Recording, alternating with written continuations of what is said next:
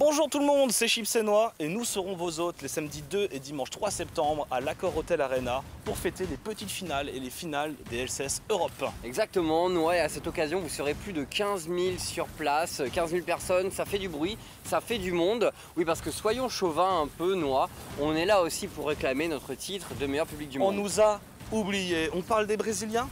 Oui, c'est vrai. Ils sont forts. Ils sont bons. Les Polonais, tous les autres, ils sont tous très bons. Ils sont bons. Mais au bout d'un moment, rendons aux Français ce qui appartient à César. Les meilleurs, c'est nous, souvenez-vous, en 2014 pour les All-Stars. Pareil en 2015 pour les Worlds, Doc Pullman, on a fait du bruit, on a sublimé le supporting dans League of Legends et on compte recommencer. Donc pour ce faire, on a préparé de notre côté quelques chants, quelques... clapper, des acclamations, des choses à dire, des néchors. Et pour cela, on a l'homme de situation, le leader charismatique, le meilleur, nommé Lutti. Bienvenue au CUVTB, le centre d'entraînement intensif des viewers trop brillants. Ici, ça fait 4 ans que les meilleurs des All-Stars et des Worlds sont venus, isolés dans cette forêt, pour travailler les différents cris de guerre. Les meilleurs commentateurs français vont les coacher et nous allons découvrir ensemble les cris de guerre que nous allons devoir faire. Duke, c'est à toi. Vous êtes prêts? Ouais! Do it, do it, do it, do it, do it, do it, do it, do it, do it, do it, do it, do it, do it, do it, do it, do it. Le prochain cri de guerre nous vient directement d'outre-Atlantique. Il fait référence aux équipes américaines qui ont un petit peu du mal avec l'objectif principal de League of Legends, le Nashor. Ellie, montre-nous. Nashor! Nashor! Nashor! Nashor! Nashor! Nashor! Le prochain est un cri d'encouragement pour toutes les équipes européennes. L'objectif, reprendre notre place de leader. Juste après la Corée. Twix, montre-nous tout ça. Êtes-vous prêts? Ouais! We are you! We are you! We are you! We are you! Le prochain est le chant le plus élégant et le plus raffiné que nous ayons jamais écrit. Et pour ça, rien de mieux que le meilleur caster, le plus raffiné lui aussi. Tech Tech. Vous êtes prêts? Ouais! Pose ton smack sur le Nashor. Pose ton smack sur le Nashor. Pose ton smack où ça? Pose ton smack où ça? Pose ton smack sur le Nashor. Le suivant a été élaboré par une dizaine de compositeurs et artistes indépendants. L'objectif de ce chant est de motiver les équipes qui sont frileuses au combat. Tout de suite, la démonstration avec Ellie et Duke. Let's go team fight! Let's go team fight! Let's go team fight! Nous touchons à la fin de notre formation qui fera de vous un spectateur de haute volée. Mais pour nous quitter, rien de mieux qu'une chanson, le tout orchestré par Chipsenois. Dans la jungle, terrible jungle, le Drake est mort ce soir. Un peu rapide, un peu solide, le Drake est mort ce soir. Ah oui!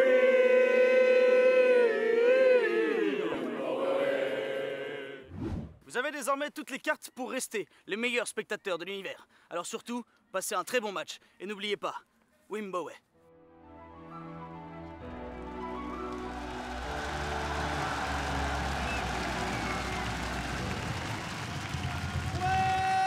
Welcome Paris, est-ce que vous êtes toujours chaud?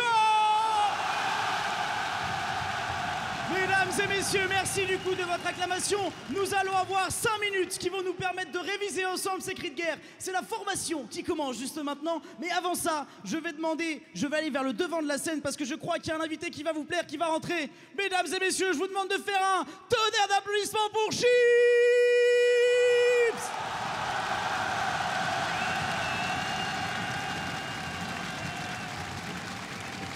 Salut Chips! Salut Lutti! Bonjour tout le monde, bonjour Paris!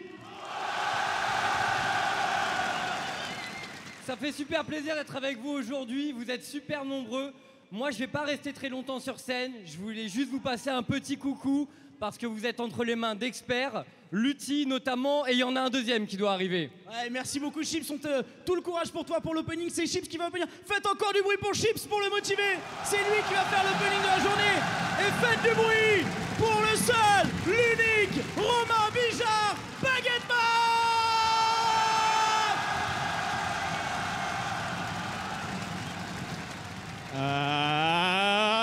Comment ça va Paris?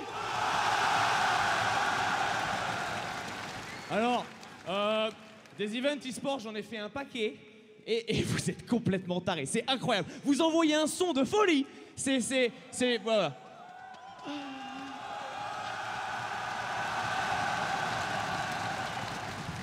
Alors, aujourd'hui, vous criez pour 2 raisons. La première raison pour laquelle vous criez, c'est pour faire peur aux joueurs et leur faire comprendre que vous êtes beaucoup dans la salle, pour les accueillir en France, tout ça. La deuxième raison pour laquelle vous criez, c'est le Twitch chat. C'est-à-dire que, certes, vous êtes beaucoup aujourd'hui, il y a des millions de personnes qui vous regardent en ligne, et j'ai envie que partout, tout autour de la planète, en face de leur PC, ils sont en train de se dire « Putain, on aurait vraiment dû lui prendre ce billet d'avion pour venir parce que l'ambiance, elle est extraordinaire !»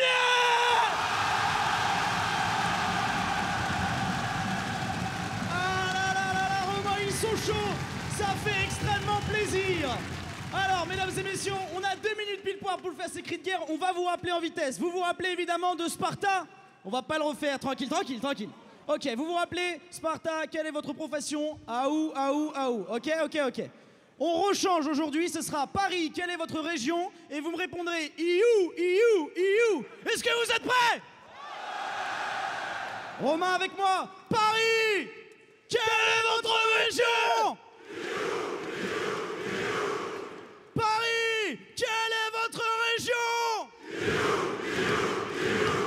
Ok, parfait. On va travailler un autre, ça fait plaisir. On peut en faire un petit. Vas-y, vas-y. Ils sont vraiment chauds. C'est pour parce que là, tu laisses le silence comme ça. Vas-y. Paris, quelle est votre région?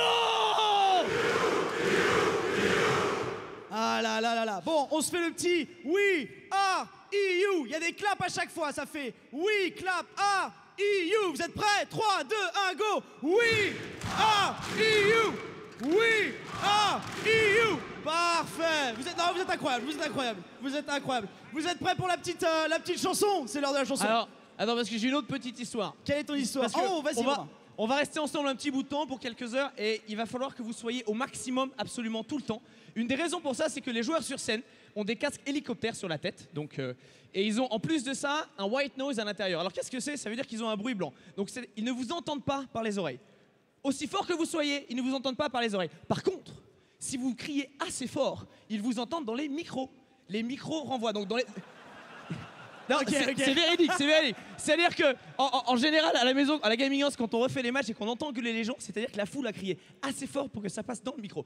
Donc, déjà, ça va être la base ici, de leur micro. Ils vont même pas s'entendre en jeu. Ok, mesdames et messieurs, on va partir sur un cri de guerre bien grave. Vous tapez les pieds, vous y allez progressivement. Do it, do it, do it. Plus vite, plus vite.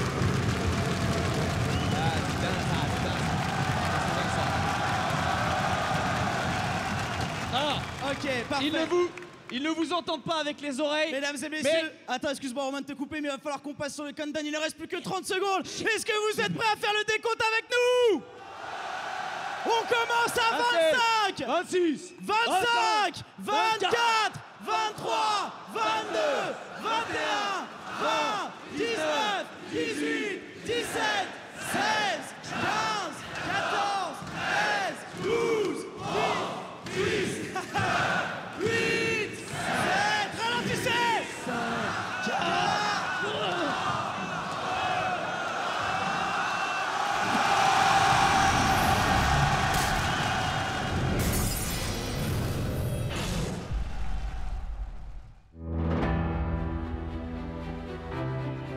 I think the French crowd is one of the best crowds I've ever played for.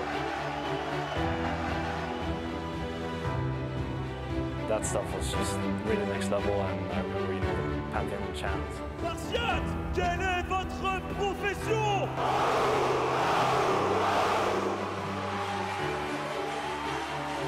The crowd was really good, and like everyone was standing up and like cheering, and it was a lot of hype.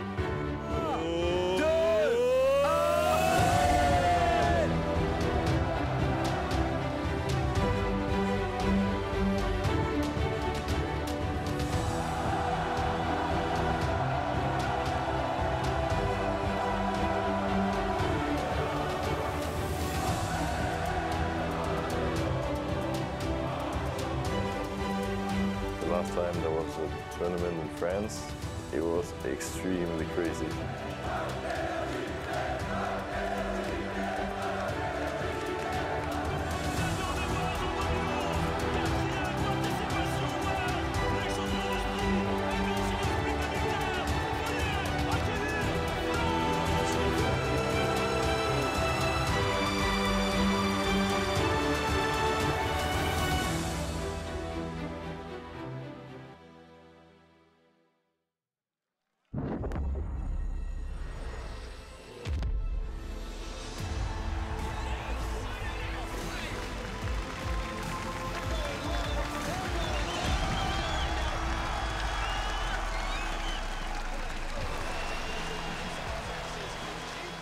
Mesdames et messieurs, bienvenue à Paris for the third place decider between Fnatic and H2K. After a tough exit in the semifinals, both teams are eager to show their strength in front of thousands of loud people here in the audience in Paris. We just saw the crowd warm up, and the players are, of course, hopefully a bit calmer before they take to the stage. There's Rekkles and Fnatic. We just saw H2K. Jesiz in a comfortable position, getting in the zone. Hello, everyone. I'm Deficio supporter following tonight's action alongside Vitality's coach Jacob, Yamato, and Mevdi, and Gaming's very own Thomas, Zaboutine, Hassan.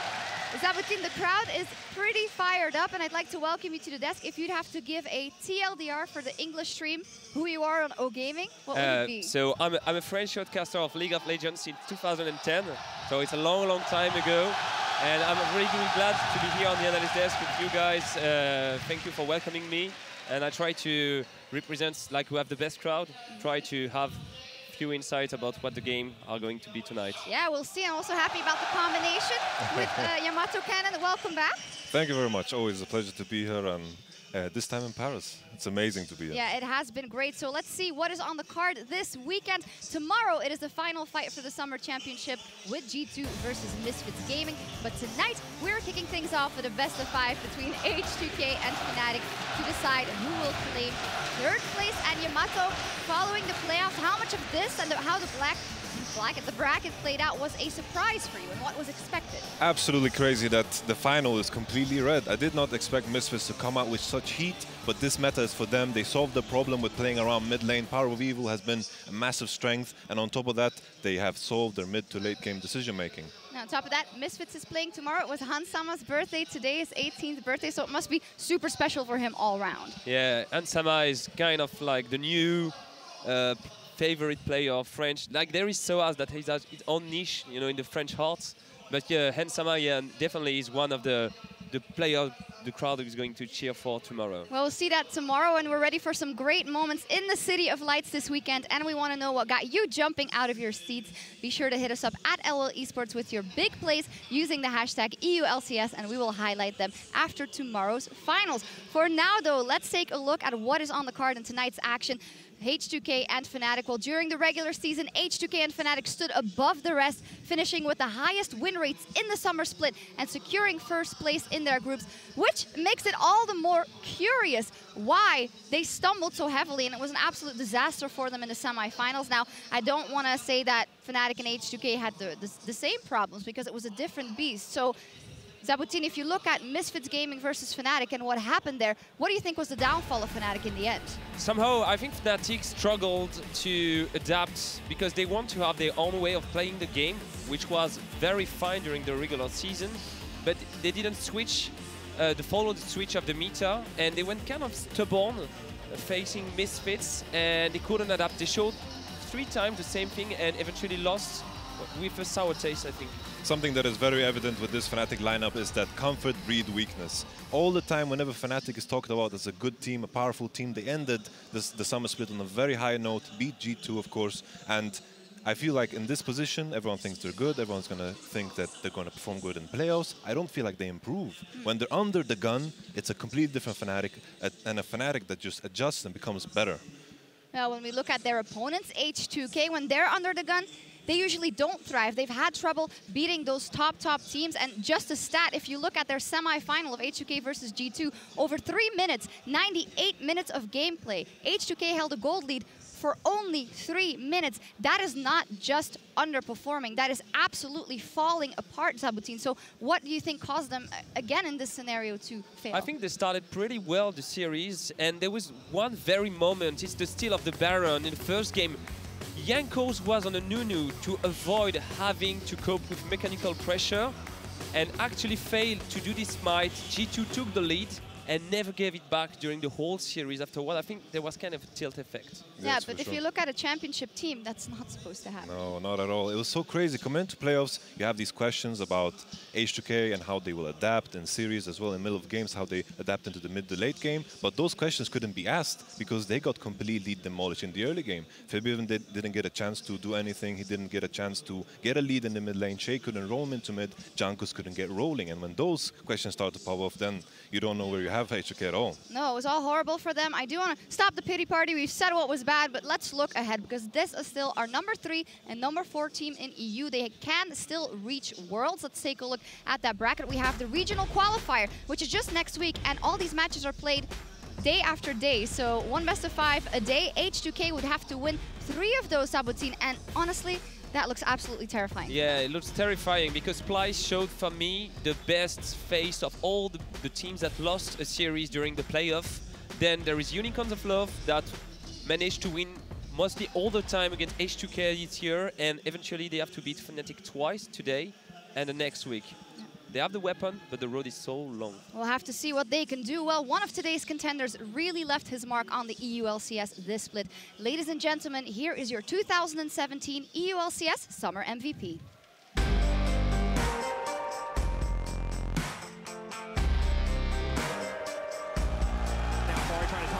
As he can to keep himself alive. The Rekkles does so much damage. All the focus on the sOAZ. 2 members pop back in. Taunt the chain CC. Keep going. Get the resets. Leap in. Rekkles could be in trouble. He's stunned up by the Shuriken. Has to flash out. Followed by Rekkles. The man has no fear. As they try to force fight down the bottom lane. sOAZ runs a little bit wide there. He doesn't understand where the track is. Profit trying to track up towards the top side. A great feather storm from Rekkles. Dodges out the Gnar and roots up Profit. But we know how it all ended. Back to live. The action never stops. Rekkles this time is on his own, or is he? It's sOAZ tagging in. And now the tables are turned. Tricks out of there. And Rekkles on a killing spree. 3-0. Looking for expect. It's never just one member of Fnatic. All in hand spot. All right, chain of corruption starts to spread. Jez is not dead yet. What did take so many tower shots. Rekkles is looking to run down Gjarnan. He doesn't have an item completed, but he doesn't need a flash forward for the kill. Here we go. Rekkles delivering. The other ninja right on top is Venom. That puppy is going down. Now Pridestalk is the next target and traded 1 for white. Gjarnan forced to use the Material Scimitar, and Rekkles gets another. Pridestalker as Bax's GA. Reaver's Wall comes out. Look at the seismic shove as well as the minefield. That's going to pop backward. Gjarnan's in trouble. Dark Binding fights it. A deadly flourish for Rekkles.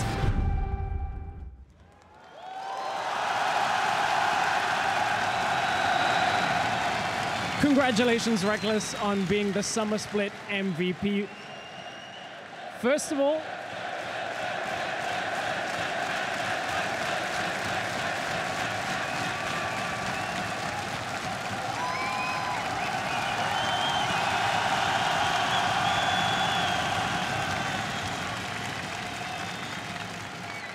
what are your thoughts on being MVP of the split and the split as a whole for you? I don't know where to start. Just being here feels like it's too much almost, you know. So many people supporting us, supporting me. And not being able to play tomorrow, I think that's what hurts me the most. I really wish that I was able to play tomorrow, but either way, like getting an award like this, it's something I've been striving for the past 3 years. I stood here pretty much on the day actually at Gamescom in 2014, and I remember how I felt very proud of myself, of my team, and how we accomplished so much together. And I'm just really saddened that we weren't able to do it this time around, but it's always something, yeah.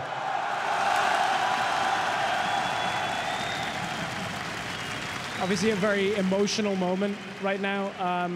Could you talk to me a little bit about how your role as an AD carry and on the team has changed this year? Well, I think last year I had a bit of a transition phase. I took over the captain role in Fnatic, and I tried my hardest to learn how to shot call and learn how to be the main carry for the team, because I think I was a bit of a backgrounder in 2014 and 2015.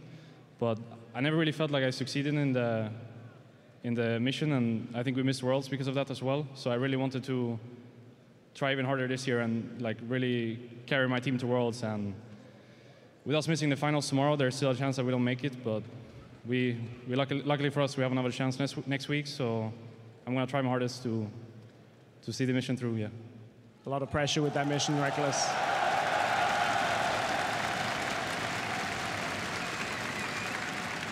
I'm glad you spoke a little bit about your leadership role, and of course, as you said, you still have the opportunity to go to Worlds. I wonder if you could talk to me a little bit about your influence over some of the newer players on the lineup, for Broxah, for Caps. How has that played into your 2017?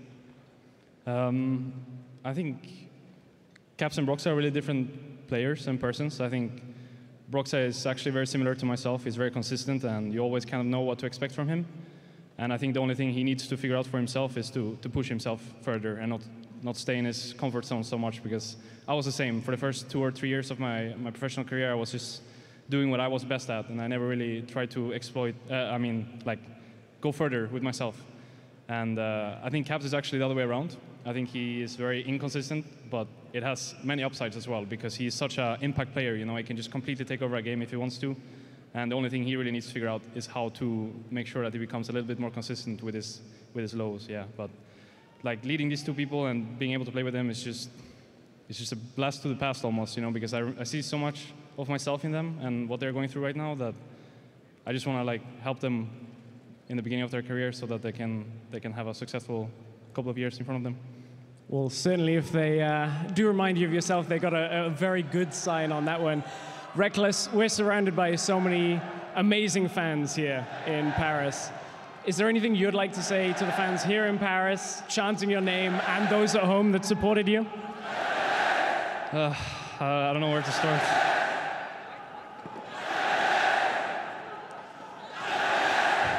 It's okay, take a moment, take a moment.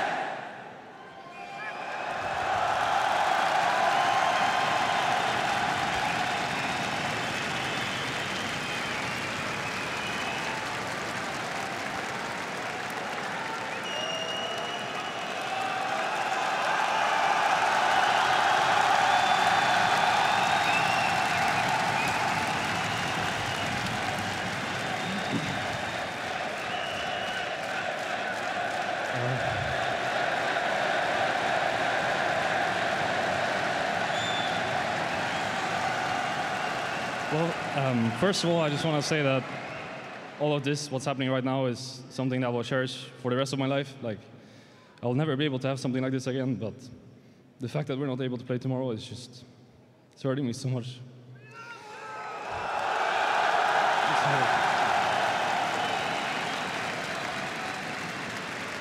Merci beaucoup, Rekkles. Over to you at the desk, Sjokz.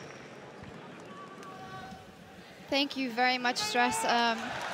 I mean, it's hard to watch, honestly, but for everything that Fnatic has done this year and for everything that Rekkles has done already, this energy is what he needs now to win today and win next week. And if we look at those individual players, they've done it in the split. They have won all those matches, Yamato. So will this and being in the arena be that kind of gun to their head, as you say, to get them in the right state of mind again? Like, looking at their games, their main issue is that I feel like they're playing their own meta. Broxah is playing through bottom, and that is completely correct, because Rekkles is the MVP, and that's for a good reason. And I feel like they're drafting the Ashe. I feel like they need to put him on a Twitch, Tristana, put him in a side lane where he can drive the Fnatic train. He needs to be the conductor, because that is what works for Fnatic. They're playing through bottom.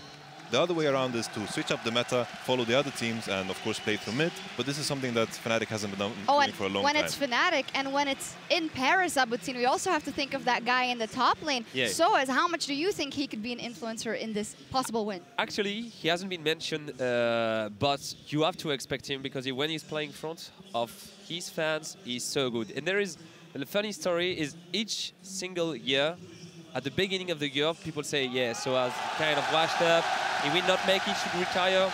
And there is the summer split sOAZ, which is astonishing in this place. And I think we saw it during the game 4 with his camera. He's actually able to carry as well. So Fnatic can play on the bot lane or play on sOAZ because he's on fire when there is a French crowd. Yeah, it's absolutely so, and he always uses that energy. When we look at Fnatic, I heard a lot about driven by the draft and the approach to the game. When we take a look at their opponents, H2K, their drafts are fine. It's just that under stress, they seem to break. Jankos even said in his post after the match, yeah, that Baron, that completely tilted us and we couldn't get back. So there's not a bigger arena that they can practice that in than this one here. So what will it take? I know you know Jankos very well as well, for them to show the H2K they can be and that we expect them to be. I think there's, when we think about H2K's success, it's when they come in with a game plan, it looks fluid, and they have this momentum throughout. They win their games in 30 minutes, and that begins in their early game. I need to see Chei working together with Jankos, make sure that Febiven, like stat-wise, the best mid laner in the regular season, needs to be put on a pedestal, and then we can start to ask the other questions. We will see. One question I want to ask is, in the English broadcast, we always ask the analysts, do you still have faith in H2K? Zaboutine, do you? And what is your prediction? I'd say it's hard to have faith with what they showed, but they have 3 world semi-finalists, so they have the talents. So I have faith if they don't get crashed on the first game by Fnatic. But I would say Fnatic is a little bit stronger, and I think Rekkles wants a revenge. So you're giving it to Fnatic, Yamato? I think Fnatic is going to take this away. I have this feeling about H2K, if they drop one game, it's going to be the end of it. But H2K is all about answering these questions. Have they solved their mid to late game problems? Have they solved their adaptation problems? Have they solved the problem from last week that came in, where they, of course, stumbled in the early game? Then we might see a different H2K. That is what we want to see. Well, it is time for the moment we've all been waiting for, as the teams are ready to hit the rift for a third place decider. Let's head down to the stage and meet the players.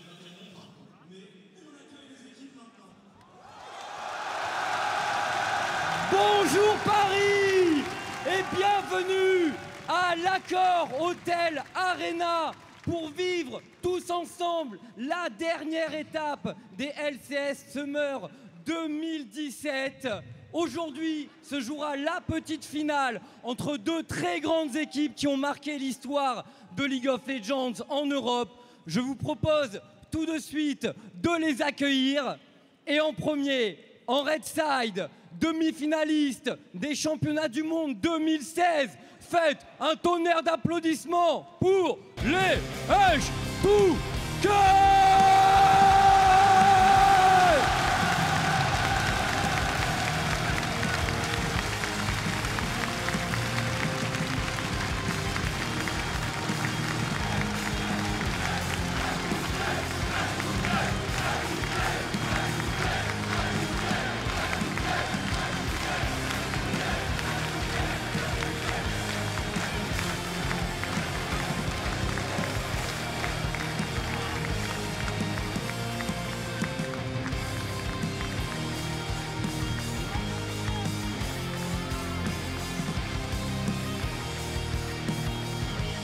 Sur la top lane, le rock de l'équipe. Des applaudissements s'il vous plaît pour Odoamne.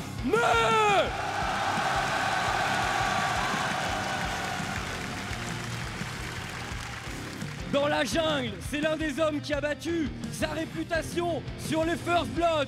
Vous le connaissez, du bruit pour Jankos.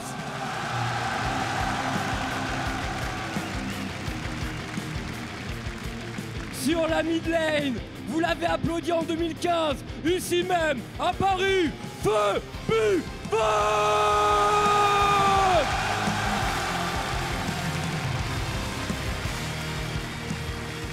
Au poste d'Adekari, nucléaire, un jeune joueur venu de Corée. Faites du bruit s'il vous plaît.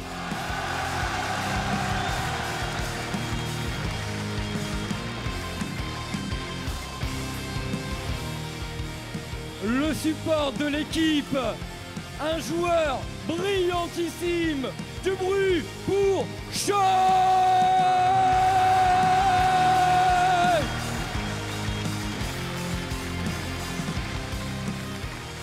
Et le plus vieux coach en activité en Europe, Broxah.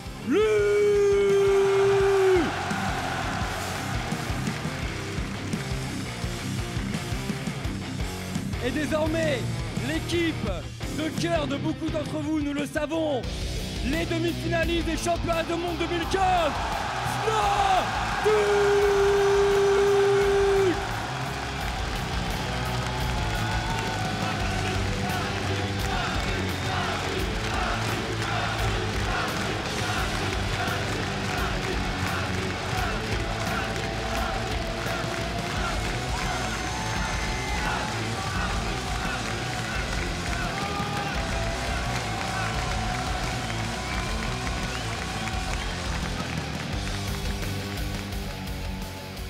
Sur la top lane, inutile de vous le présenter, mais recevez-le comme il se doit, à la maison, à Paris, en France, sOAZ!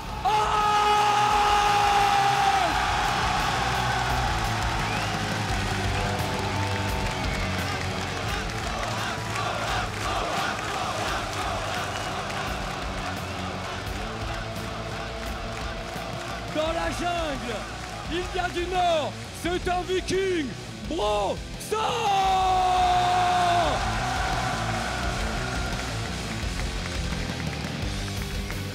Sur la mid lane, un des plus jeunes talents d'Europe, du bruit pour Corki!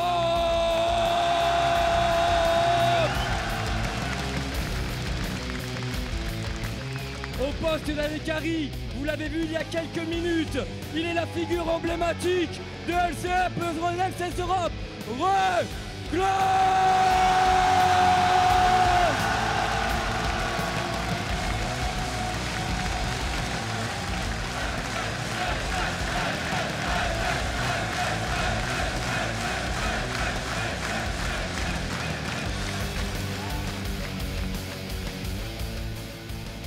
Au poste de support, du bruit, s'il vous plaît, pour Jesiz!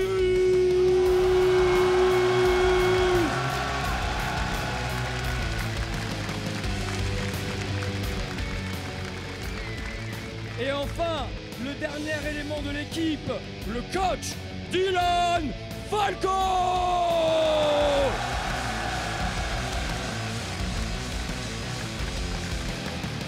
Mesdames, mesdemoiselles, messieurs, merci d'être réunis aussi, nombreux ici, à Paris, à la Hotel Arena. Players, take your seat, et que le show commence!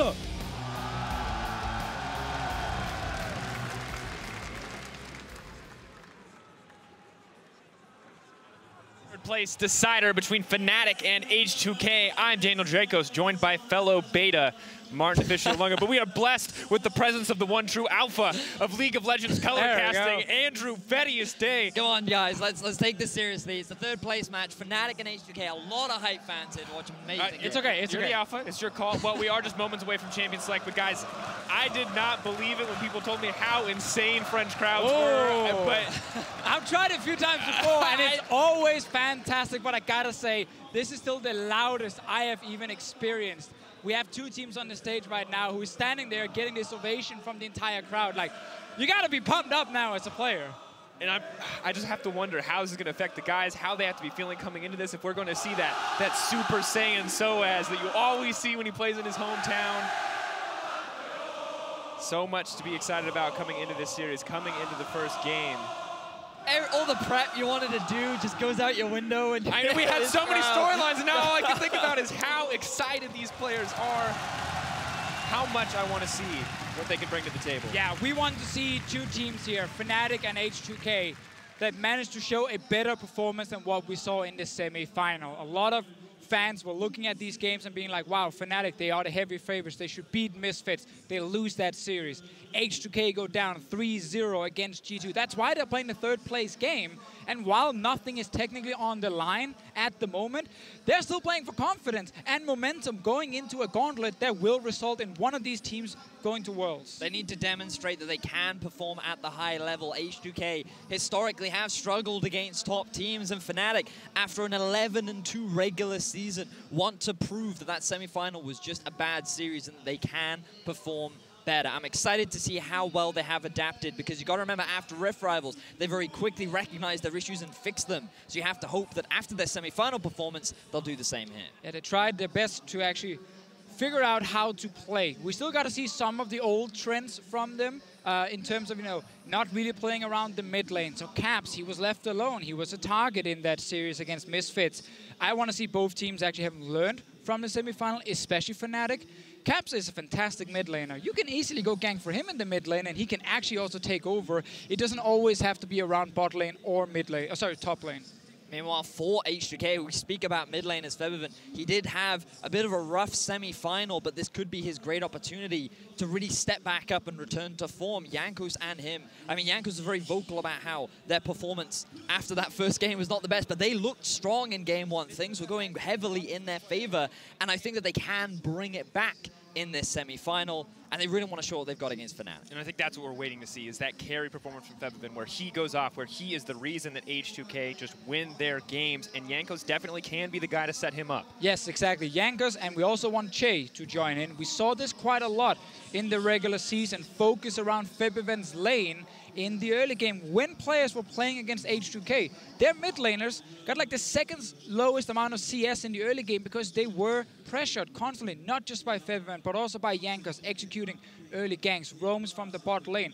That was something we did not get to see a lot of in the G2 versus H2K series, and something we want to see them do now against Fnatic. And I just wonder which form of each of these teams is going to show up. Will we see that dominance? Because if you look at the bottom lane, it's going to be pretty hard for Chei to get those same kind of roaming plays up against Rekkles and Jesiz, especially if they continue to put that same kind of pressure on the bottom side of the map. Because when you look at the bottom lane too for H2K, they did struggle against Sven and Mythi. It was not an easy time for them during that semi-final, and so much of this series is very much about how much can both these teams return to form. Eyes are going to be evaluating, will they be playing up to the level that we expect from these individuals? And it just makes it so exciting. The last time we saw Fnatic play in the third place match, they clean sweeped Misfits. I do not think H2K are going to allow that to happen.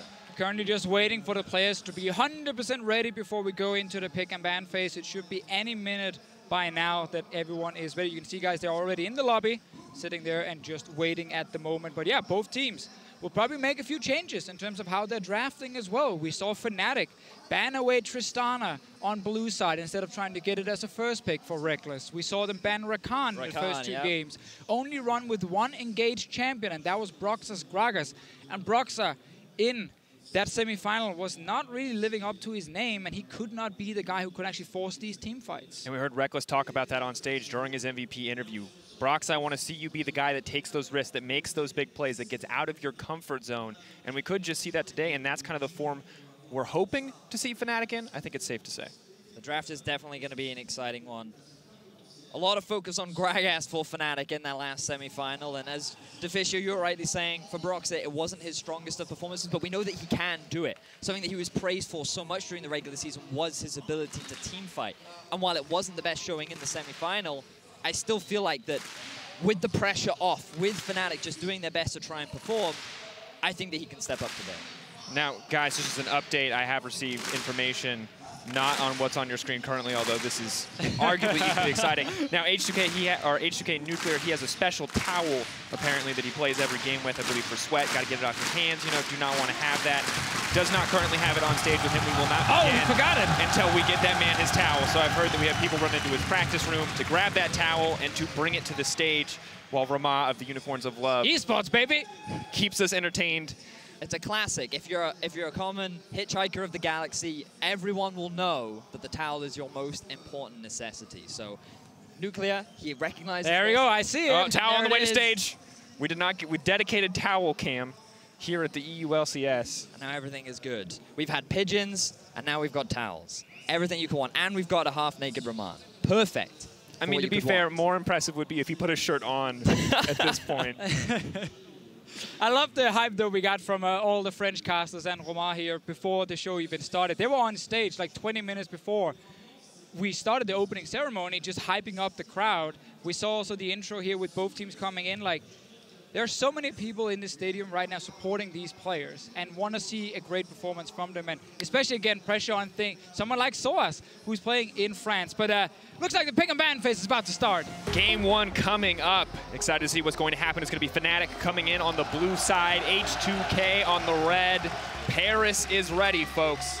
Ban's already coming in quickly. Looks like pretty standard so far. A lot of emphasis from Fnatic, taking away some of those top lane power picks. Something that Misfits regularly picked up in their semifinal against them was the Gnar, and Jarvan was banned away from them. So both these top laners going to be taken off the board, and this often puts sOAZ onto things like the Cho Gath in their series. Well, we did get to see both junglers obviously try and get the lanes ahead in the early game, but none of them were really successful. The thing we want to highlight here with this graphic is the amount of time Jankos likes to spend around the mid lane. Compare that to Broxah, especially in the playoffs. He was not focusing around Caps' lane very often, and that's where H2K might find a big advantage. See if you can punish the aggressive young mid laner on Fnatic's side. Now as we enter the first round of picks, we have to wonder what the setup is going to be. Will they find an early aggressive jungler to try to set up that mid lane for success? I'm looking at that Rakan right now. I feel like that you can't afford to give the Xayah Rakan combo away to H2K unless Fnatic are going to get some. They should go Xayah instead though, if they actually want to play this safe, because if you pick Rakan first, enemy team can respond with Xayah Morgana, and then this Rakan will not do a whole lot. By taking the Xayah, you make sure that if the enemy team then picks the Rakan to deny the Xayah Rakan combo, you can just pick the Morgana yourself. You have the Black Shield to counter it, and it makes it very difficult then for the Rakan to actually play aggressive. And we've seen Jesiz enjoys the Morgana pick immensely, going to it even in some blind pick scenarios. But taking away the Xayah early on does mean the Cho Gath has been left open. Not great performances from either top laner last time around, but still definitely a powerful pick. But this does give the opportunity for sOAZ to play more of a carry-style top laner now. He played a lot of Cho Gath, and he was involved in a lot of initiations, but often the execution fell apart for Fnatic. So I'm looking forward to seeing what sort of carries they could put sOAZ on and how much of an impact he can have in front of this crowd. And we saw with the bans here that H2K were saying, okay, we need to target that Jarvan as well. You highlighted it before, Vedius. sOAZ on Jarvan and Gnar, undefeated. When he's able to force team fights, then Fnatic are often finding success, but he can't do that when he's playing champions like Cho Gath himself. So the fact that it's actually taken away by H2K probably does not hurt sOAZ that much. I think he's happy to see the fact that they already get a Xayah for Rekkles. A pick Rekkles did not play in the semi-final, but he's been practicing it solo queue. I still want to see the Morgana here as a counter to Rakan here. I think you win the lane straight up, but then take the Alistar instead for even more engage. And you can see the crowd hyped up. Caps knows how to get them going. Alistar locked in. Now a lot of engage options coming from Fnatic. This is, as you mentioned, exactly what we want to see. Have to wonder if H2K have something special here, or if they just want to fight fire with fire and pack a few more engage options of their own. Right now, a lot of hovers coming out from H2K. They could look to lock in their AD carry right now, or just get themselves a strong jungle pick so that Fnatic, they can't pinch both roles, because right now you see two engaged junglers in the form of Gragas and Sejuani. H2K building towards this big team fight comp, and now we're looking at champions like Syndra, Orianna to round out things to the side of H2K. Yeah, very standard pick so far, but again, Fnatic, they have identified that running with just Broxah as they engage was not enough in the semi-final, so they valued the Alistar. Instead of like hard countering the Rakan, they took another engage tool to say, we can always get a big engaged top laner.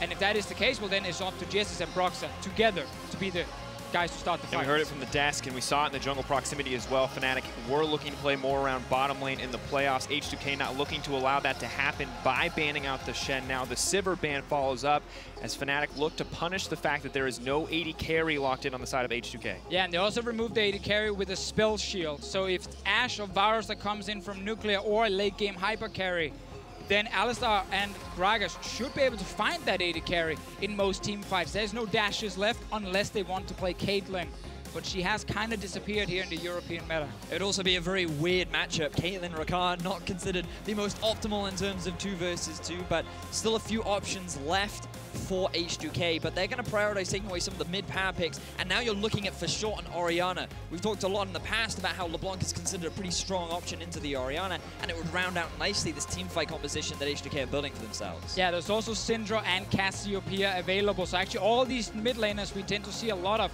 have been left open in this draft until this second ban phase where LeBlanc and Syndra got taken away. So it might just be a Cassiopeia for an Orianna trade happening between the teams.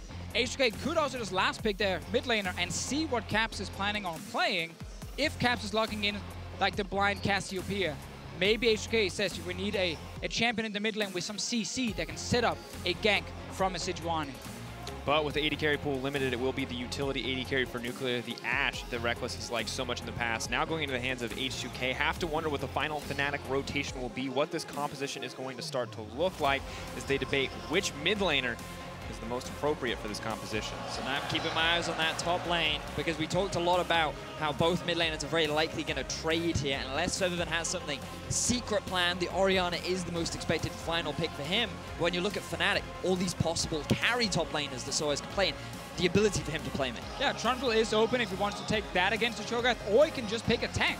Like, you can actually just pick a tank top lane here, go even against the Cho Gath, and just join team fights. And that's exactly what he's doing here with the Galio. This is I call it an old school sOAZ. Like, if we go back to the start of this summer split, it was a lot of Galio Shen top lane. Use that ulti to join your AD carry in a side lane and force these 2v1 plays. This is not necessarily the same kind of 1-3-1 strategy, but it is a team fighting top laner for sOAZ. And also a champion where he can follow up when Jesiz and Broxah dives in. It's also perfectly fine into the lane too. One of the big issues that most top laners have against Cho Gath is that early push, his immense amount of sustain. You're going to have similar scaling for the Galio, who can just match his wave clear, has the ability to set up for ganks with his E. And when you pair that up with the Gragas too, there's a lot of threat both in the top lane and potentially down at the bottom with Alistar as well. Yeah, we talked a lot about H2K maybe looking towards the mid lane coming into this game, but they have drafted a combo that's not necessarily great at camping around the mid lane. There's no CC from your Corki. Sejuani as well really wants to gank lanes where there is maybe a champion who is melee attacking, so you can actually proc that passive very easily.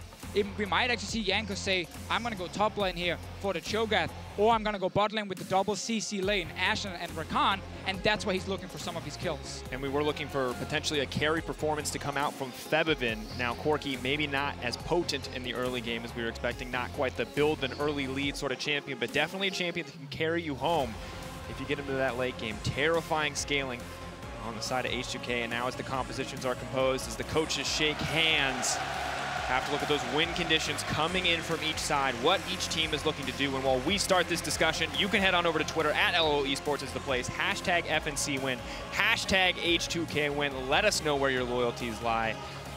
Heard the crowd, it's loud and proud. You can do the same. One of the things we talked a lot about for H2K was their ability to play around lanes in the early game, and it's going to be a little difficult for them when they have a Sejuani and not a huge number of lanes that have that amount of CC. So let's see what H2K can do against what will likely be a lot of pressure from Fnatic in the early parts of the game.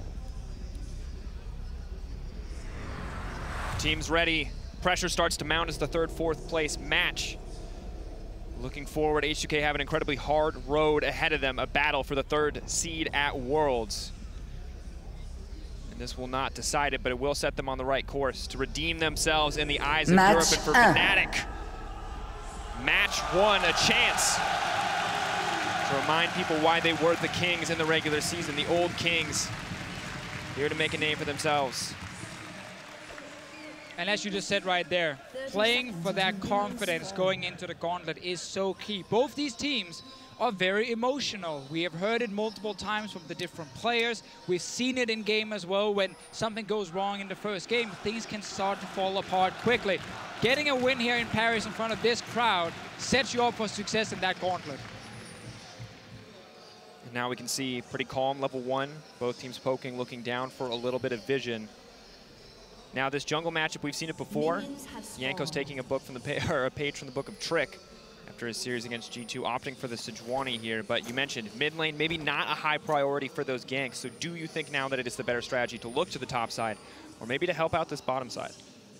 I think you have a few options if you're from Fnatic side. I think top lane is an option to gank, but it's not really one that you have to invest a huge number of resources in, because trying to snowball a Galio isn't necessarily the highest in priority. He's naturally going to scale anyway, and he's going to just have a back and forth lane against the Cho Gath. Meanwhile, in the bottom lane, I think you have quite a few options. When you're playing with an Alistar and you have the ability of the Xayah to also follow up with roots, there's actually a lot of playmaking potential, especially when you have this low mobility Ashe, who's only really going to have a flash as an escape. Yeah, exactly. Like having Broxah around mid and bot lane seems to be the most effective way. It's very easy for sOAZ to ulti to the mid lane at level 6. Miasma from Cassiopeia makes it very hard for Febiven want to escape a potential Gragas and Galio gank as well. On the side of H2K though, I love when Sejuani goes to the lane with the melee champion. In this case, it is the Cho Gath in the top lane. If Galio is pushing aggressively early, that is a gank you can go for as Jankos, but you could also just be an H2K team saying, we don't need to force a whole lot in the early game. We have great scaling within our composition and focus more on trying to react to where Fnatic is putting the pressure. I'm looking forward to seeing how this mid lane matchup goes, because you can already see Caps really playing in the face of Febiven. But we have to remember that in their semi-final matchup, Caps, he really didn't get that huge amount of jungle supporters. Speaking of both junglers, they will touch heads. For a bit of a fight here. Paris is ready. Paris is hungry for blood. You can hear the crowd erupt, but will just be the small trade. But we were talking about the mid lane, as you can see on the bottom of your screen. That's a fairly low jungle proximity there from Caps and Broxah. He preferred to invest his time into the bottom lane, very typical Fnatic style. And Caps kind of left to fend for himself, and he demonstrated that he could hold his own. But now I don't know if Broxah can hold his own against Jankos. A little uncomfortable way to start. Jankos playing so much more aggressive than we saw in his series versus G2. A solid start so far, pressing that early advantage that he just has. Happy to continue trading with that Gragas. And again, he's playing around that top side. He's allowing Odoamne to be aggressive in his lane and try and push into Galio early on here, securing that Rift Scuttler for him as well. And sOAZ is just trying to pick up whatever farm he can. But so far, it's been a start where both junglers have met each other once. They kind of poked at each other a little bit and then stepped away. No early ganks just yet. The classic high five. We finished our first clear moment. We did it! Yay! 3 camps, we're both still healthy. Yay, tank jungle meta. Well, no kill pressure comes in, and of course Cloud Drake on the menu means that not going to be a whole lot of pressure to look for those early objectives. Checking out the bottom side, this is really one of the few places where we think we could see that constant aggression, as there's so much reliable engage on both the AD carries and supports past that level 6 mark. But the important thing to remember as well is that even if there's not a huge amount of early game action, that's not an issue for either team. Both scale very nicely. Ashe, Xayah, both very good scaling late game carries. The same for Corki and the Cassio. Both do very well in the later stages of the game. And you have 2 big beefy tanks to play around in the form of the Gragas and Galio for Fnatic, and the Sejuani and the Cho Gath for H2K. The big difference between them is that this Cassio and the Xayah are mainly going to be focusing, trying to kill the front line. They have a huge amount of DPS in the later stages. They have to make sure that they can just kill this front line that's trying to get towards them. Whereas on the side of H2K, ideally, if they can get onto the back line, it helps. But that Galio is going to make things extremely difficult for them in a lot of these chaotic fights. Yeah, I mean, H2K will have to kind of just agree with Fnatic on how to play the game with double AD carry and say, yeah, we're also just going to hit whoever's in front of us. But the one bonus they do have, as you highlighted right there, is Odoamne's one-shot potential. If he can actually get to that carry in the backline, we know Cho Gath can kill it. Jankos, though, he's around mid lane. Looking to move forward. 2 stacks knocked down, looking for the 3rd, potentially a 4th. Will not find it. Caps now pushing back. And as you guys can see here, this is like one of the reasons it can be hard for Sejuani to really camp around mid lane when you have a ranged champion like this, because you do not get those quick stacks into a stun and then some burst damage from Jankos. So Caps just end up walking away, saving both summoners. Caps also picking up the cleanse, showing a lot of respect towards both the Ashe Arrow and Sejuani. Bit of a free summoner spell against those 2 hard CCs. Really going to be valuable in the mid game and limit a lot of the pick potential coming out from H2K. Well, now we kind of have to wonder what exactly is going to happen, because as you mentioned, if both teams are content to scale, looks like the one source of constant action we're going to have is the jungle. But of course, Cast a Curse, as I say it. Chei looking to get aggressive as well. Yet still, eyes remain on the jungler. Have to see how each of them will perform, because let's be honest, both of them looked like they were crumbling under the pressure during their last series. Jankos, he did go out and say on social media, yeah, after we lost that Baron, things really started to get rough for the team. And this is obviously one of the reasons H2K are so hard to predict in these games here, because you see a lot of good things from them. You like what they're doing during the regular season. And they go into this game against G2 and actually performed well in the first one. As you guys can see when we switch over. Fight in the bot lane, though. Let's keep our eyes. Ignite's going down. Nuclear's still alive, pulling back, staying safe. Flash available for Rekkles. The Ignite not going to do him out in the end. Remember what we talked about in Champions Select 2, the 2 versus 2 in the bottom lane.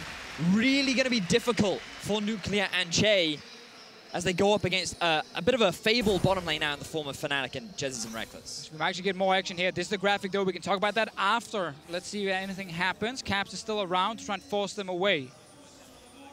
We were wondering what each team would look like coming into this series. Now, historically, Fnatic, earlier in the season, it was all about that bottom lane. It was all about Rekkles on that cannon. And now here in the playoffs, backs against the wall. Looks like they're looking to rinse and repeat, because that's not Caps building an advantage for himself in the mid lane. That is Caps roaming down to the bottom lane, and all of Fnatic ready for a fight. The Summer Split MVP Rekkles on the Xayah pick here, doing really well in the laning phase. The graphic we just tried to show twice while the bot lane were busy fighting each other was basically highlighting that H2K in that first game against G2 were playing really well. They were actually leading in the game. They were setting up for that Baron. As Jankos said, as soon as they lost the Baron, it all fell apart. And that, again, is the problem with H2K. If you mentally are that weak that after losing one game, you crumble in a best of 5, then it is very difficult to start believing in them, suddenly turning it around and winning these big, important matches. Luckily, though, H2K, they have another chance to prove us wrong and show they've changed. They've improved since last week, and they are ready to actually take down Fnatic. And the other side of that coin is we have to remember, yes, they crumble when the pressure is on, but right now, pressure not really on. They still have their spot in the gauntlet. They still can, in theory, walk that road to Worlds. But this would be an excellent first start. Cap's gonna get caught up. Quick cleanse to stop any action there, but a summoner burned. Beautiful ultimate there from Caps. Seeing Jankos come out from the brush, immediately uses the ultimate to stop the follow-up from him. He has the cleanse to break away from that glacial prison too. And even with Chei making his way up into the middle lane, Caps is able to get away from the gank. And this is something that we did praise Caps for. He is someone that teams like to focus, and so far he's dealing well with the pressure. Well, we're also seeing H2K go back to the regular season roots here. Chei goes into mid lane. Jankos goes into mid lane. They try and get Febiven ahead in the lane here. They have to settle with just getting a cleanse. And that ulti, Jankos' own ulti, will be up very soon again. And I would still love to see him pay a visit to the top lane, but if they feel like they can't actually leave the bottom side because of all the pressure, then it gets really hard for H2K here to find an opening. The other thing they're going to have to be mindful of as the game progresses is sOAZ on this Galio too. He can't TP in with the Shen, but he can still act as the hero in those clutch moments by using that ulti to join in some of those dangerous situations and help the team out if things start to go awry. And of course, eyes on the top side of the map right now, it is very even. Cho Gath, the two tanks just trading back and forth. We saw a small skirmish there earlier. Odoamne getting a little bit of vision down on the blue buff. Broxah already tried to steal the other one away, not looking to let H2K be successful in that mid lane. But gentlemen, I like that we've seen what both teams want to do already. H2K playing around the mid lane, looking to set Febiven up, and for Fnatic, it has been all about the bottom side. And Jesiz just continues to get aggressive here. Yet another fight coming out. Decent damage goes down, but Rekkles really not looking to commit. Ulti comes out from Jesiz. Chei turns it around. They're not going to follow up on this any further, but very aggressive trading. I mean, they keep winning these trades here, which just give them control of the lane to keep pushing in, and it's just a matter of time before they try and make a power play on that bottom side. Obviously, Caps losing that cleanse means he can't actually get arrowed. Arrow coming down. It the hits. Sniper coming in. That's going to be the package. Now Febiven's in trouble. Damage ticking down. Caps now going to have to run for his life. Miasma comes in. The flash over the wall. Amazing patience. There goes Febiven. What a dodge! Comes out. One more rocket, baby. Flash in. First blood. Beautiful play from Febiven. He was waiting for the ultimate. Just as he reads it, he gets the turnaround and they get the kill onto Caps. The same player that got hit by every single Cassiopeia ulti against G2 in that third game just had a nice little step here where he turns around and he secures the kill for his team. Great to see from H2K. Febiven, he had a bad performance, but he is making up for it now with the support of his team. But Fnatic, they want to answer back. Jesiz moving forward. Chei not going to have it. Alistar no ultimate, and that means he's going to drop in an instant goodbye. Another kill over to Febiven. Oh, Jesiz, I'm not sure what you were trying to do around that mid lane. sOAZ was moving down though, so maybe they were trying to set up a play with the Galio, but not having that ulti means you are very, very squishy in the early game, and Chei with the instant reaction on the Rakan. Love this roaming from Chei and coordination with Jankos. H2K really returning to their roots and setting up Febiven for success so beautifully. This Corki is going to start to scale like a madman. Already completed the Sheen, working his way towards the Trinity Force. And as a classic caster saying, that is where the power spike will hit for H2K, and that's where they can really look to force an advantage over their opposition. Really look across the board.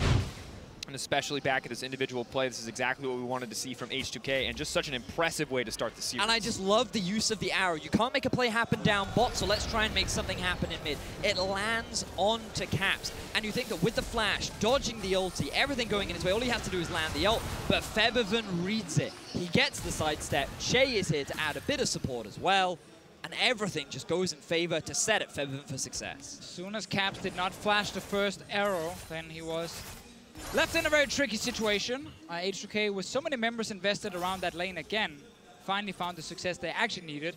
Broxah have still not been able to succeed with any ganks. He's been focusing just on farming and placing down vision.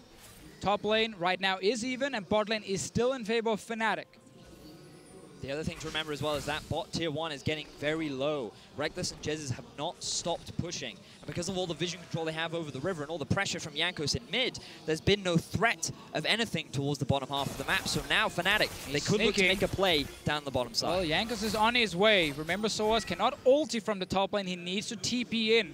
Broxah is on the bottom side, but he's pretty far away. He might be spotted here at the red buff. So H2K, they know where the jungler is at the moment. Trying to relieve the pressure, maybe. The tower slowly being chipped down, the matchup slowly being lost. H2K want to get the bottom lane back under their control, but Jankos, is he just wasting his time here? We're waiting for that engage. Yeah, remember, ultis available from Jesiz and Rekkles. Rekkles can use that ulti to dodge the Sejuani engage here. H2K will back away for now. They're instead going to try and take a red buff. And you can hear the crowd chanting for action. Do it, do it.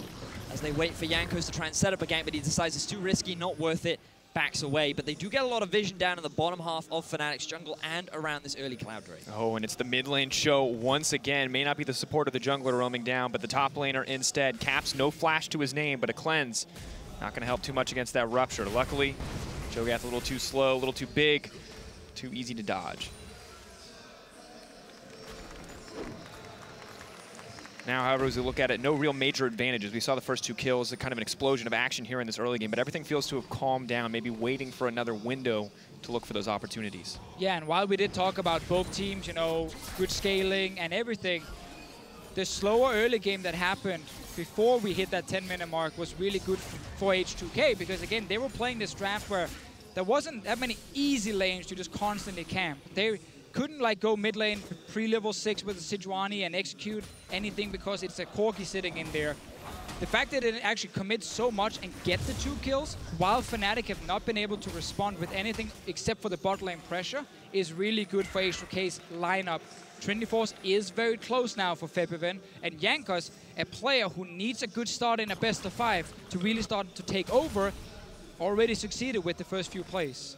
And we can talk about the emotional pressure in the series, but I also want to look at the scaling. Vedius, we mentioned earlier that, you know, Fnatic are okay, sitting back, waiting. They have so much damage. They have this tanky front line, but I feel like if kills keep going over to Febiven, that is no longer the case. It's definitely going to be a risk, because the thing about Cassio is at this point in the game, when she's sitting on all these mana items, she doesn't actually do a huge amount of damage. She has max levels in her E, which sure will chunk, especially if she can stack the poison too, but she's actually got no ability power to his name, while Corki, he's very nearly completed his Trinity Force, so if both teams were to fight right now, things would heavily go in the favor of H2K. So Fnatic, they need to be a little bit more patient. Once Caps gets his first, second item, that's when Fnatic can be a little bit more proactive. And fortunately for them, Rekkles is still doing phenomenally on this Xayah, already completing the Essence Reaver, and he has a healthy lead over his counterpart. It would be great to see Fnatic actually send Broxah to mid lane, push out the wave with Caps, or just give him that safety so he can do it, and then look to go bottom lane and get down this tower, get the first tower gold to try and get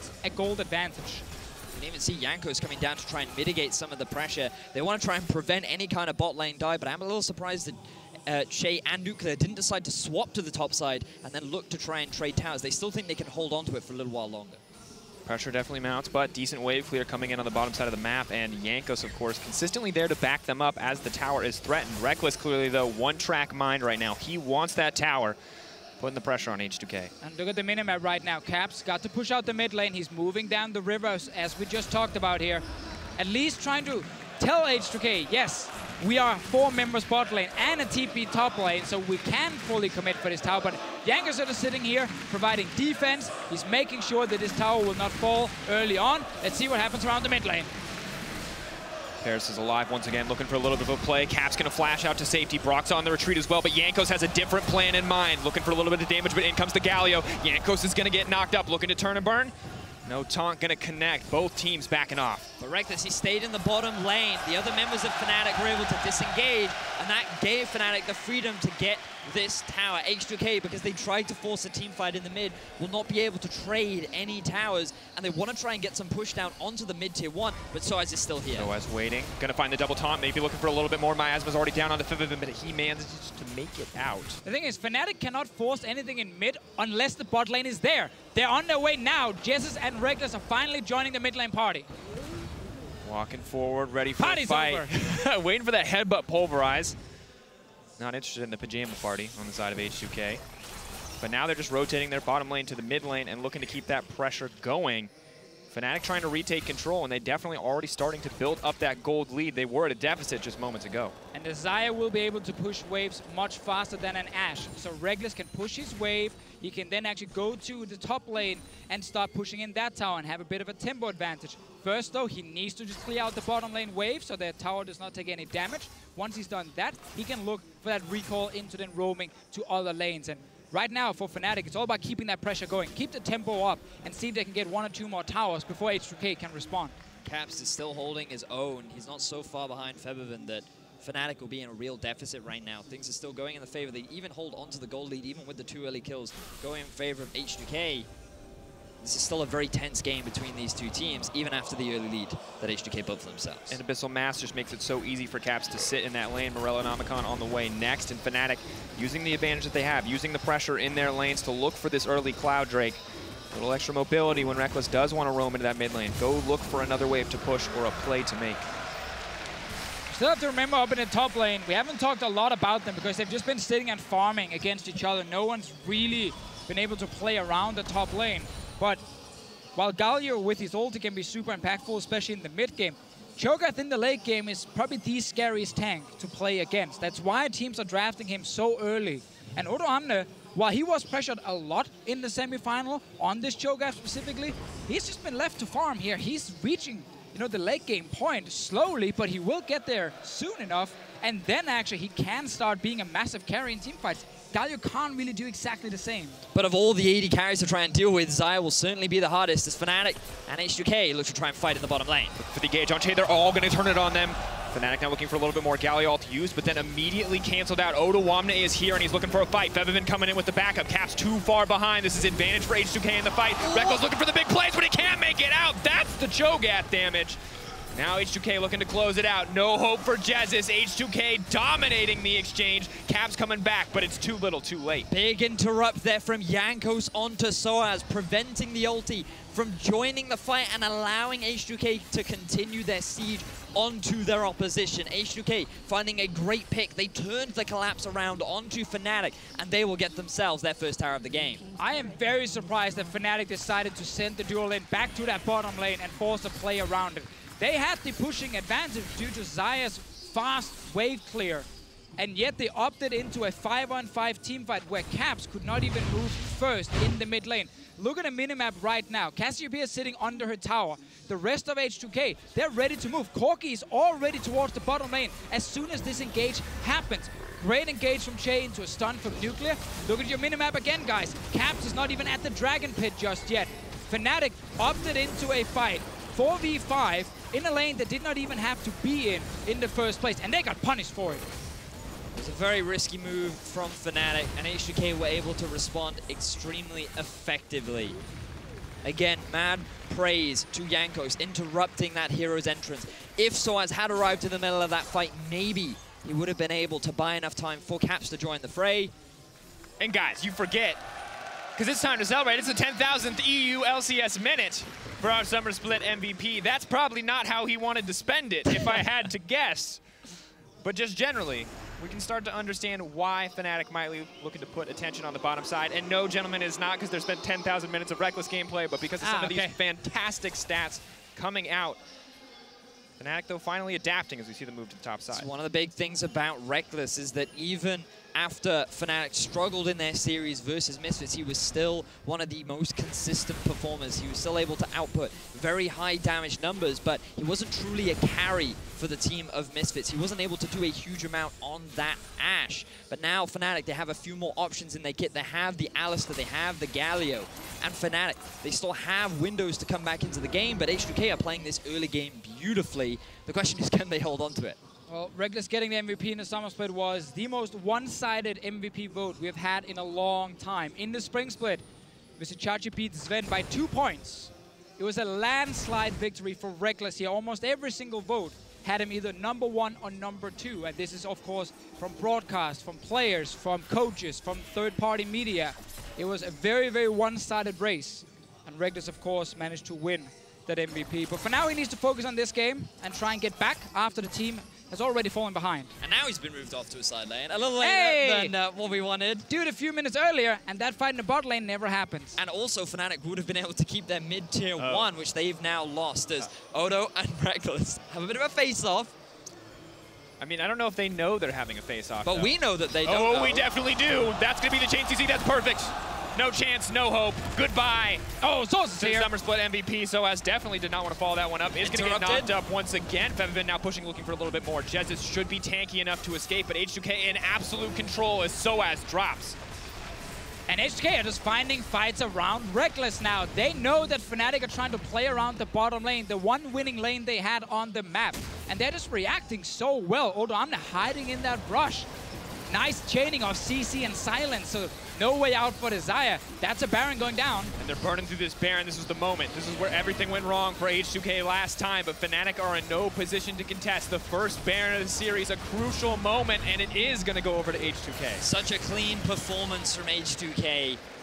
We talked about how much they rely on momentum. This is a team that did look very strong in their game 1 versus G2, but a Baron at 22 minutes that they unfortunately lost, and that, from Jankos' perspective, is where things fell apart. But now, H2K have the momentum, they have the 5,000 gold lead, they have a scaling teamfight composition, and they are not afraid to force these fights. And Jankos killed the Baron. He did indeed. Revenge! Let's see, top lane. Chaining that CC with the knock-up and the Silence landing, so it's an easy arrow from Nuclear after. Rekkles does not see the knock-up in time, then he's locked in place, and sadly for sOAZ, trying to be the great teammate he is, saving his AD carry, ends up actually having to die as well. And I love this collapse from the rest of H2K as well. You saw them moving up through the river, cutting off the possible escape of sOAZ and Jesiz as they retreated through the laning phase, and they were able to guarantee 2 kills and the final tier 1 tower. Oh. May not be the traditional AD carry, but it looks like Rekkles is looking to run this one down. Febiven on a killing spree. With 25 minutes in, and Febiven sitting with Trinity Force, Infinity Edge, the 2 most expensive items, already with Hexdrinker as well. Like, he's so fed on this Corki. And Fnatic's playstyle in this game with this draft, it's been too predictable for H2K. They know that Galio wants to try and join the Xayah lane. They know that Caps can't really push and leave his lane because he fell a bit behind on his Cassiopeia, and he's a Cassiopeia. He can't really face check anything. So all the plays from Fnatic have been around Jesiz and Rekkles, and H2K now twice responded by just having more members ready to fight. This is an H2K just in absolute control of the game. There's no pressure factor here.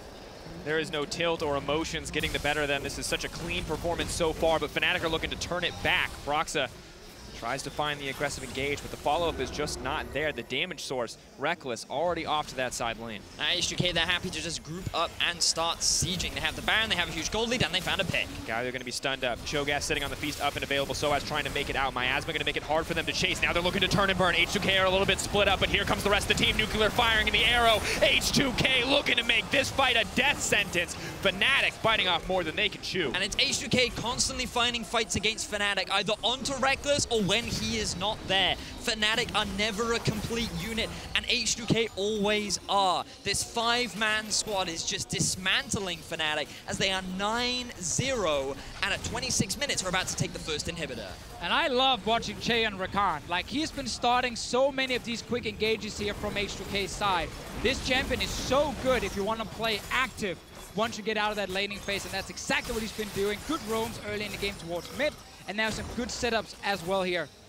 and the game started getting Febiven ahead, shutting down Caps. We've seen that be a path to success, but now all of H2K is playing so well as a team, even outside the laning phase. And you can see Jankos and Odo, they just tried to pressure out sOAZ while Rekkles is just farming away up in the top lane. H2K know they can force this fight, and another great arrow onto the mid laner of Fnatic results in a quick demise for the Cassio. You get knocked up too, there's nothing that you can really cleanse, and even though he burned it, it resulted in very little. Just look at the damage numbers. Deficio, you talk so much about it. This possible carry threat from Odoamne, he is doing so much work, along with Jankos on a Sejuani, surprisingly enough. At this point here, everyone can deal damage on the side of H2K when it is far ahead. We're going to get a fight up here. Still trying to lock up Febiven. The chain CC comes in. Febiven is going to drop. Nice pick back for Fnatic. Holding on as the rest of H2K look to apply pressure on the bottom side, but it's something to get them started. So a bit of a misplay there from Febiven, trying to push out a lane when the rest of his team didn't really have proper pressure on the map, but fortunately, Nuclear and Chei were on the bottom side, so they can trade it for a turret. Fnatic finally get onto the kill board. Caps gets himself that secure, but it means very little in terms of overall pressure on the side of Fnatic. Yeah, because when you're 27 minutes in, when it's 1 kill to 9, when you're at a 10K gold deficit on the side of Fnatic, 1 kill is not enough, and trading it for a tower may not be what you want. It's looking a little grim here for Fnatic in game 1, but we wondered if H2K could be stronger, if they would crumble under the pressure, and they're already showing that in this series. Yeah, and so many people talked about how important it was for especially H2K to do well in that first game, to get some of that confidence back. They're probably going to try and kill sOAZ. Lock up chain CC, looking to keep it going. sOAZ slowly but surely getting burned down. Justice punch out, but a quick ice bola to follow that up. Now the knockout from Odoamne as well. There was no hope for sOAZ in that exchange. Just trying to shut down the split pusher. He didn't even have his ulti available while the TP was up. H2K just like, well, we've taken your mid inhib. We have a wave slow pushing in top lane. We may as well just start grouping up and forcing fights bottom. Febiven, he's on his way through the jungle now. Fnatic, they only have 4 members. H2K, they could go for a dive if they wanted to, but there's always that element of risk of the Fnatic zone. Flash forward, Caps looking to be the playmaker that the team needs. Now knocked back into the tower. Fnatic trying to find advantage right here. 10K lead. Jesiz keeping the fight going. Rekkles, Caps still alive. The tank line is down. H2K have a massive gold lead, but it may not be enough. Febiven has lived through everything. He is starting to the retreat, but Rekkles is hungry for blood. Now moving forward, Jesiz takes down Jankos. Body slam moving in. Fnatic are looking to regain control. sOAZ is alive in just a few seconds. TP is ready, but there's no wards behind him. They got a few minions in the mid lane they have to deal with. Pulling back the hat to protect the face, but a beautiful, beautiful fight coming in from Fnatic, finding that opportunity in a clutch moment. And that was all Caps with that insane engage here. They even keep the tower alive, but Cassiopeia hiding around the wall, flash ulti straight onto the AD carry, set up the rest of Fnatic here for success, and that was a 4v5. sOAZ was dead the entire time, but they need a lot more of those fights. But they needed to make it happen then and there, because as we were just saying before, Febiven was making his way through the jungle. The second primary damage dealer of H2K was unavailable, so if they shut down Nuclear in that instant, then that is a lot of damage that disappears on the side of H2K. So Fnatic, rather than wait to just slowly lose the rest of the base, they instead take a gamble, they take the risk, they try and force the fight, and they make it work. Good to see.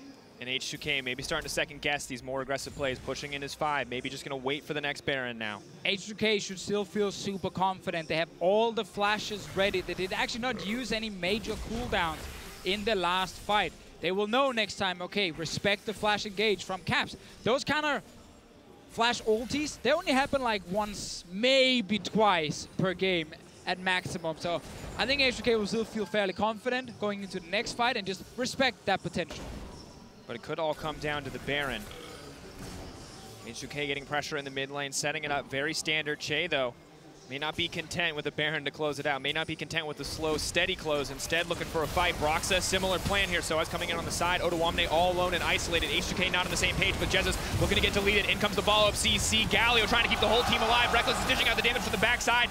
Left completely untouched, but Nuclear and Febiven are in the same boat, and it's disaster for Fnatic as it turns against them. The double kill drops. Febiven looking to play cleanup, and Rekkles cannot do anything. We talked at the start of this game about how both carries just want to hit whatever's in front of them. All the tanks are in the middle of the mess. All the carries are on the back line, but Nuclear is just stronger and he shreds through the Fnatic lineup, resulting in the teamfight win and likely game 1 for H2K. And that is the power of the lead that H2K have built themselves. Not today, they say, we will not fall, we will not crumble, we will not tilt. That fight you took will not scare us. As they're moving in, as they're closing out with confidence here in game 1. Very, very good game from H2K. Great to see them work hard during the week here and come in prepared for Fnatic. A lot of focus around the mid lane. We had Chei roaming and we had Jankos ganking multiple times. Even when they couldn't get a kill, they did it to get some pressure, to get Febiven ahead in that lane. And while Fnatic had that winning bot lane, it almost became too predictable that they were trying to play around that bot lane and they ended up getting punished in the side lanes. And I feel like they just didn't use that bot lane enough. You talked a lot about how coming into the, once they had that lead, they could have moved this AD carry and support around the map. Nuclear and Chei could not hold them in the 2 versus 2. They had options available for them, but a couple of bad fights, a couple of bad decisions, constantly sending Rekkles off into a side lane. H2K were just consistently there to punish, always grouping as a 5-man unit and effectively using that early game lead and running away with it. That's exactly the play we want to see when H2K are on form, when they are on point, snowballing so consistently. Jankos showing us why he has been considered for so long a top jungler as well. And I gotta say, with a strong start to the series like this, it makes you start to wonder, all those predictions stacked against H2K, is this the time where they can finally do it? Finally win under the playoffs of pressure, the pressure of playoffs?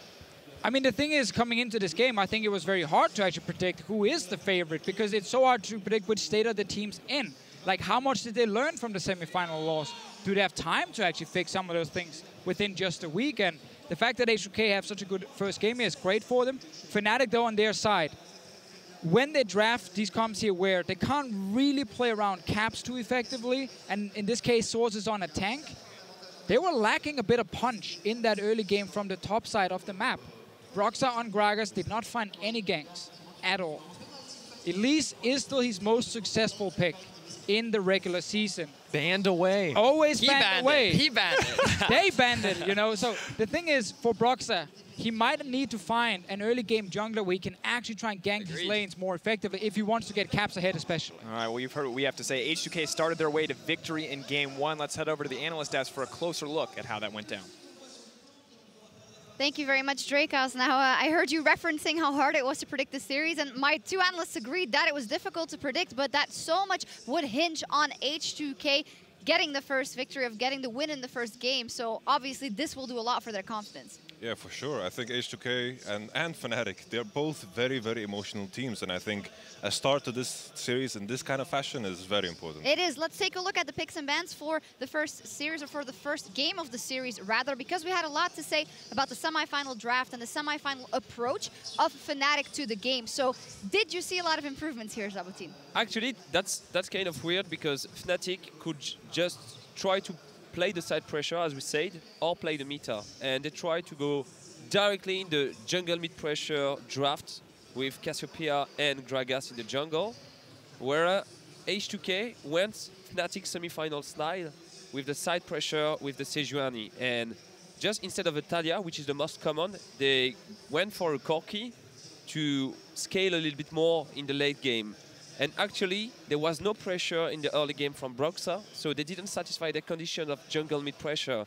And H2K was 2 kills ahead for the Corki, and it was kind of already too late. Well, we're also going to take a look at that first blood brought to you by Acer Predator, because it was so important for Febiven to get a good start. Also, great arrow, starting from the bottom lane, Yamato, and securing that engage. Of course, looking at, H2K's composition, their only win condition is the package. Because Cassiopeia is supposed to have pressure the entire time, but Broxah was very, very inactive. The package comes online, and all of a sudden we see this H2K that we've been longing for. The one that they play 3 as a duo together, as a trio, I mean, and of course, set these things up and get a big advantage on the Corki that is so important in such a snowballing matchup. Yeah, we also see that here, Jesiz and Fnatic, they try to do something more and try and get a kill back, but it doesn't work out. And we talked a lot about this man, how versus Perks, it was just sad to see because Febiven had been fantastic in the suburb split, Zaboutine, and it's very important for him to get ahead and for him to control these games for H2K. I really think like H2K is more a team that should be playing around jungle mid-pressure and they choose something else, but eventually Febiven was fed, so he could carry the game the way he used to during the regular season. And that's a clever choice, I think, from Proli to give him a scaling pick where he can actually play passive in the early game, but show himself during the mid and late game. The transition was perfect on the timing of the Trinity Force. He just screwed completely Fnatic on the first skirmish. It's like if you just compare the compositions, H2K, the win condition is the package, which is 8 minutes in. So it's very important that you use the Cassiopeia, use the Gragas to get advantages in the early game. But they didn't do it. The first gank onto Cassiopeia was from the Sejuani. And of course, Jesiz tried very desperately to do something into mid. This has been a very big weakness for Fnatic. And I think what they need to do is either play around Caps, which is a phenomenal player, a clutch player that can gain pressure, or they just need to give him a Tilia, even Twisted Fate, just something that you can leave in mid lane, can join from other directions and then play like that. Well, Yamato, the next replay you want to take a look at, you were pointing out how with a teleport that comes in, Fnatic is not connected to Caps at all. It seems like they're not talking to him when they're making this move. Not at all. They are TPing, forcing on bottom. Right now you can see Cassiopeia in mid lane is farming a wave. You can see it on the minimap. She's not connected to the game at all. I feel like Fnatic is playing 1v4, v5. Caps is playing in his own game where he's getting pressured. Of course, Corki was first to the wave after basing first, pushed in the wave, he's 2-0, he's gonna have pressure, but they're committing into this bot play. Yeah, we're gonna roll this replay out, Zaboutine. Yeah, the worst part, I think, into this decision is there is no tower on the bot lane, because basically in League of Legends, you always do a move to get one objective on the map, and there is nothing big to get. Top lane was available for a push, mid lane was pushed, and Cassiopeia has to wave clear before, so they get like directly on their opponents without any response from the mid lane, and eventually they just lose the team fight. Well, a huge advantage here for H2K, and we gotta remember they were also already up 2 kills on a big advantage, so even if it was a bit of a harder fight, they would have still had an advantage going into it and just cements it. This guy here on your screen, someone we've always looked at for being quite emotional on stage, Jankos, now up versus Broxah, but is it fair to say that Broxah really didn't give him a hard time? Not at all. I think Broxah was non-existent, played around the wrong lanes. He was totally predictable in his way to go into bottom. Sejuani was around at the right times. Jankos pressured at the right times around mid, was there for the package, and did a phenomenal job overall and outshone Broxah. Yeah, I totally agree. Actually, Broxah went passive against a babysit jungler. Sejuani is kind of a babysit jungler. You just hold the mid lane when the mid laner is away, but basically do nothing but farming or pressuring a little bit the side lanes. So he should have been pressuring more the mid lane, definitely. All right, we want to see what happens in game 2. Fnatic, if I summarize it, it was not entirely the draft, it was more the focus of them in-game. Give Cap something that he can do well on, because you guys think that he merits the trust that you put in him if he can carry. I think as a player, he's a phenomenal Cassiopeia, but when you have a Cassiopeia, you need to play around. You need to commit to the idea that you play around it. But once again, Fnatic showed that Jesiz doesn't know how to path through mid, Broxah doesn't know how to pressure mid, so they need to put him on a Talia that he can support the side lane fights, even though he doesn't get any attention. Yeah, we should also hope this is a best of 5 and that doesn't happen what happened to the teams last week after losing that first game. We hope that they can shape up and give us a good series, but after an early exit in the semifinals, H2K are looking to make a statement here tonight. Join us when we hit the Rift back in a couple of minutes. Match 1, a chance to remind people why they were the Kings in the regular season, the old Kings, here to make a name for themselves. Cap's now gonna have to run for his life. Miasma comes in, the flash over the wall, amazing patience. Oh! What a dodge! Comes out, one more rocket, baby, flash in, first blood. Oh, we definitely do. That's gonna be the Chei CC, that's perfect. No chance, no hope, goodbye. Now they're looking to turn and burn. H2K are a little bit split up, but here comes the rest of the team. Nuclear firing in the arrow. H2K looking to make this fight a death sentence. Fnatic biting off more than they can chew. And it's disaster for Fnatic as it turns against them. The double kill drops. Febiven looking to play cleanup, and Rekkles cannot do anything. Not today, they say. We will not fall, we will not crumble, we will not tilt. That fight you took will not scare us. They're moving in as they're closing out with confidence here in game 1.